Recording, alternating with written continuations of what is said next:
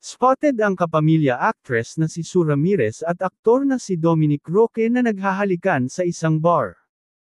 Base sa kumakalat na video sa netizens, makikita na magkatabi ang aktres na nakasuot ng white dress, habang si Dom naman ay nakasuot ng itim na shirt at cap. Kasama nila Dom at Sue ang kanilang kaibigan at tila nagkakasayahan.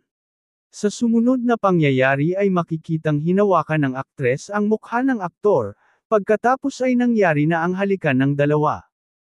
Matapos ito ay hinawakan pa ni Dom ang kamay ni Sue Ramirez na tumayo naman pagkatapos. Base sa mga posts ng netizens sa website ng Reddit, nangyari ang halikan ng dalawa sa isang bar sa General Luna, Siargao. Mukhang tumpak naman dahil base na rin sa latest Instagram update ni na Dominic at Sue, ay nasa Siargao nga ang mga ito. Sa IG story ni Dom kahapon, ay nasa isang resort ito sa General Luna, Siargao. Samantalang noong November 7 ay nag-post si Sue ng kanyang picture na kuha sa Lamari, Siargao.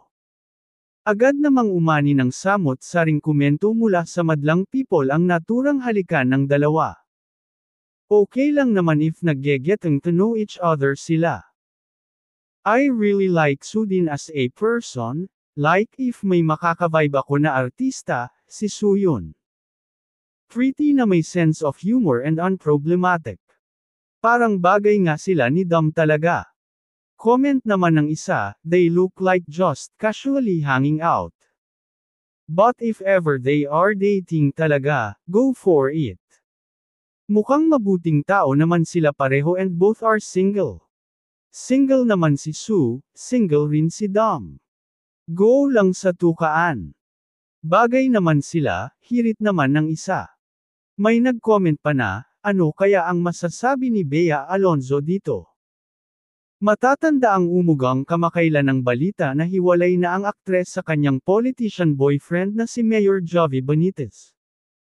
Ngunit hanggang ngayon ay wala pang direktang pag-amin si Sue Ramirez, maging ang alkalde patungkol rito.